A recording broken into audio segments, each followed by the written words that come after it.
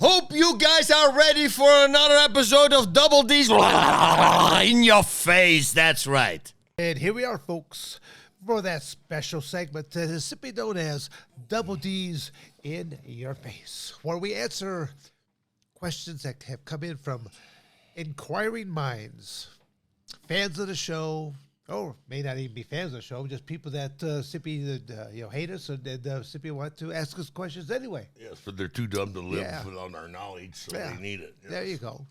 This one is from DAI. I don't know, it's all capital. Hello, Don and Dan. I'm a big fan of yours. Of course you are. You're both legends. I have a question if you don't mind me asking. I do. Uh-oh. All Next, move right. along. Move on. What was your workout plans with weights and stuff like that when you used to fight? And what was your diet like while you were training? I ate anything and everything because I was working my ass off all the time. I get up in the morning, run, go eat, hit the bag for an hour and a half, eat again, jump rope for a length of a CD, take a shower, take a nap, get up, eat, hit the weight room, come home, take another shower, take another nap, get up, eat, and then drive to the workout, which is probably about an hour drive. So, and then work out for 3 hours, and then take my guys to dinner, and then I'd have a couple of beers, and then I'd go home. That was it.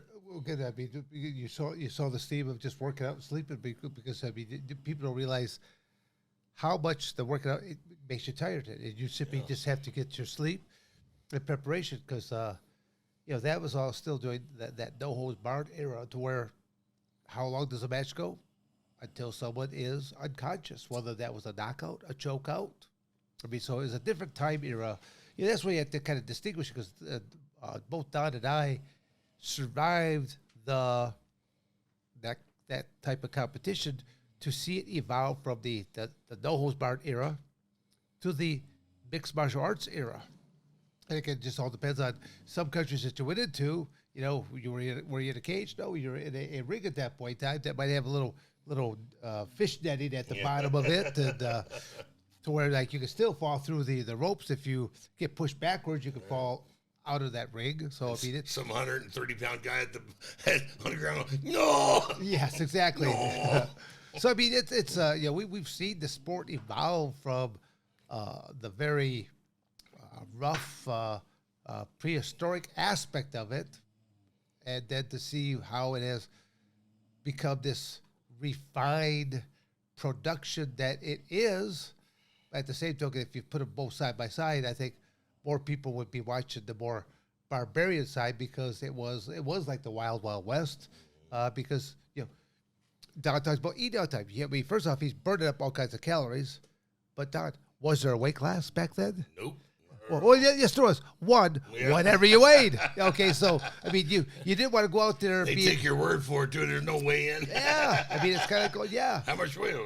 Yeah. So I mean, it was a different time era for all that stuff. So again, it's I'm glad that we're doing segments like this so that we can these moments can be captured in time, because they'll live forever on film, and because that's one of the unique things about the sport of mixed martial arts or no holds barred is a lot of the pioneers are still alive. Now each year the herd is thinning out because more and more people have passed on. So it's from especially that time frame. So it's good. I think more people should be looking to reach out and to bring people in like a Don Frye or myself or together simply just to do a Q&A session to let people know what it was like and count our teethers. 1, 2, 3. I compare it to NASCAR and moonshine running. We were the moonshine runners. Yeah, exactly. Now they're NASCAR. Yeah. Now it's evolved. You got rules. Todd, you have such an eloquent way of putting things, Victor. Yes, I never thought of myself as a moonshine runner there before, but okay. They could have went to jail. We could have went to jail. Well, you're exactly right. There were sometimes you wonder if by the time I walk out of this cage, will there be officers who say, "Come with us"? Yep. Yes.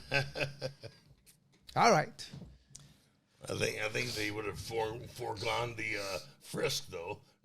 Wasn't any reason to frisk us. We weren't wearing much back in those days. Just a pair of trunks. It'd be kind of tough to be don't know that you got a knife or a 45 in your back pocket there. Yeah. All right. This question is from Biden's a Nazi. All one word. What? That's his name. That's his hashtag. His name is Biden is a Nazi? Biden's a Nazi. Wow. It's just one word though. So he wants to know for both of you. What was your favorite post-fight meal to eat? Well, it doesn't sound like you had much. You could eat anything you wanted when you guys were training. So post-fight, I mean, shit. I don't think you really got to eat after the fight, did you?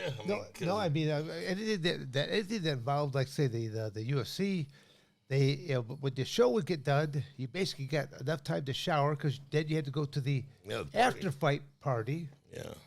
I think we fondly simply dubbed instead of the black tie, we referred to it as the black eye affair because most people that were showing up to it had a black eye shiner from the 3 fights that you were involved with in the cage because you had to show up there to get paid. Yeah.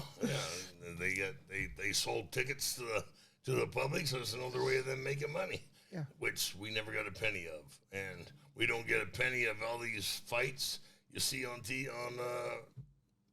YouTube or anything. Not a penny for anything. Yeah. Again, that's we basically signed away a lot of rights in the beginning just for the opportunity to climb in this cage. It's kind of like going, But we're famous, Dan. Look how famous. Yeah, well, famous or a pile of money. Famous or a pile of money. Pile of money.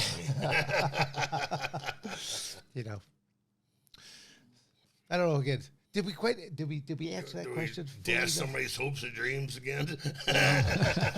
I know. I mean, I don't know. I think we. I don't think he necessarily meant like right after the fight either. Like just like is there anything you look forward to eating like after? Like I want to go get me a big T-bone or porterhouse or something. Ribeye, big ribeye with a baked potato with everything on it.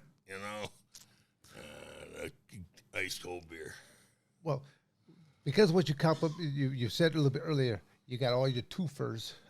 I was simply always happy that when a match would be done, that I still actually had all my teeth, and I was able to go and eat something, and I wasn't trying to eat like I got 3 teeth here and I got 2 over here. Yeah, because you could. Some guys did lose. Yeah. Well, again, I think in UFC #1, that little soccer kick to the face and a tooth flying out, and I think one tooth being stuck inside the guy's his ridge. Right? Yeah, Gerard Godot.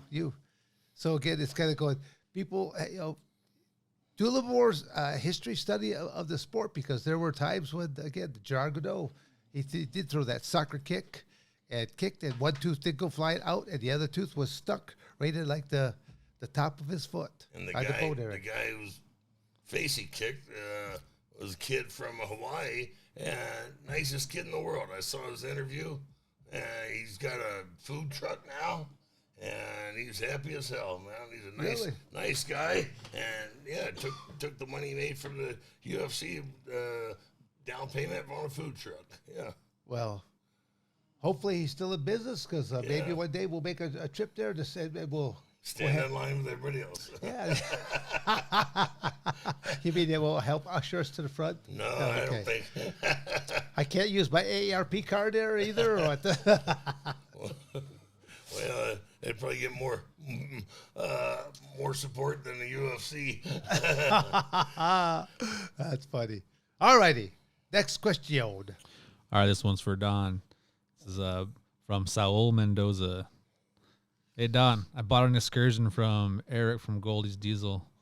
He mentioned that you had one with the blown engine. Would you ever consider selling it? Yeah. Hell yes, I'd sell it. If Mike doesn't get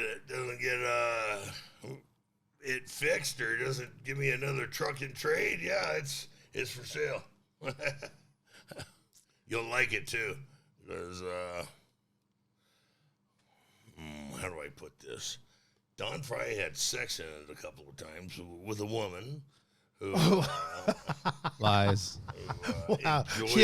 enjoyed Thank goodness for that. Okay, yeah. all right. who enjoyed it, which is probably a lie. Yeah. You said you had a big dick too, right? Yeah. Oh my goodness! I think this should be the after hours program here now. The after hours, yes. Where is this excursion at? Never seen Down at Goldie's Diesel for year number 4 now. Okay. Yeah. I blew 2 or 3 engines, and the first was a factory engine, and I paid him to put a new one in, and then he put it in, and it blew. And I see a pattern here. yeah. How many miles have you between one the engine number 2? I mean, how many miles are these engines? Sir, I don't know. It's been there for 4 years. Oh. Okie dokie. Waiting on me to come home and claim it. Have a piece of chocolate. Yeah. All right. Excursion. All right, Saul. So you hear that it's for sale. Yeah, there you go. Yes, it is. All it takes is money. All right. And if you show up with the Don and Dan's toxic masculinity coupon, you may be in luck. Yes. You will get absolutely nothing off. Swift kick and high Dan. All right. All right. This one is for Dan from Freddie Jaramillo. Says, Dan, how much could you? What's your max bench? The entire bench, if it wasn't bolted down. I could pick up every single bench press that I ever worked on, unless it was bolted down. I've been asked that question so many times. I go, I'll regale you the story. I was in the gym working out, and Big John McCarthy came in there, and he saw the weights I was working with. He's like, "Oh, Dad," he goes, "Are you just warming up?" I go, "John, I'm done. I maxed out." And he's like, "What?" But at the same token, I wasn't going for a max out. I was working with weights that I could do for a duration of time. And I have a little workout program that I put together. It's called the Dirty Dozen. And it's all set up on a timer. And I do each exercise for 2 minutes with a 30-second break in between. Just go from station number 1 to station number 2. And when you do 13 different, again, that's what's called the Dirty Dozen. You're not doing 12, you're doing 13, the Dirty Dozen. And you can't do 2 or 3 arm exercises back to back to back because you're toasted. That's just too long to do that with. But I go from an arm exercise to maybe an ab exercise to a leg exercise, but then hit recycle again and recycle again. But it's Well, I thought your maximum bench press was going to be everything on that picnic bench. Well, Don, now that's a different bench press contest. Yes. Now I will. And again, I think you have seen me in action at some of these local buffets. At the picnic bench, yes. No, again, picnic benches or even at the local buffets. It's kind of going, as you're talking about there, and Tony was asking a question about what would be your after meal. I'm thinking, I basically ate about anything I wanted to, but most of the time you couldn't because you had to get ready and go to the after fight party. And everybody, by the time you got there, showered and cleaned up, got there, everybody to eat all the food. Exactly. Now you look at yeah, exactly. What about you, Don? What's your max? I don't know. I'd like to say 400, but I'd probably be lying if I did, so I don't know. I know I could bench 315 for reps, or 3 1/4 for reps, but it didn't do me any good because I blew out my shoulder. So don't do max, people. Don't do max. I've had 2 shoulder replacements. It's not worth it. The fucking military press, the bench press, don't. It's stupid. It's stupid. Wise words there. I mean, you only get one body. Try to utilize it to the best of your capabilities, right? Right. Okay. Max's is for showing off, and who gives a shit, you know? All right. Well, I must interrupt there once because I do workouts at the local Anytime Fitness there in Fountain Hills, Arizona, and I do my well, basically it's a little over a dozen things, but my very last thing that I do is a show off thing. Yeah. It is. It's going over to the tricep. It's a tricep machine. And it says that there's 150 pounds on there, but I don't know how these pulleys are all put together, but it's the lightest 150 pounds I have ever seen. But I always like to go over there. The last thing I do is I simply write it out as the show off. Because it's the last thing I have to do is kind of go, and I like to make a little bit of noise, let people kind of look on over there, because I already did, another dozen things before that, and now I walk over there and I just throw the pin on the 150 pounds, grab the little rope right there, and I start repping it right out, and do 40 reps. Ooh. 40 reps. You started at 35 and finish at 40? No, I don't go out. I don't. Literally, it's right at the 150 pounds. No, but I know you start counting at 35 though. Oh, yeah, I got you. Yes, I'm onto you, Severn. Okay. I'm watching you. Darn it. No, Okay. I was counting it like, One of your 10, games, 20, buddy. 30 and a half. Okay, 40. Yeah. Okay. Going on there, Tony. Don Frye's on to me right now. I need to gotta watch myself. You just start at least 30 from now on. Thank you for watching another episode of Double D's in your face. You better like, subscribe, and share, or I'm going to come to your house.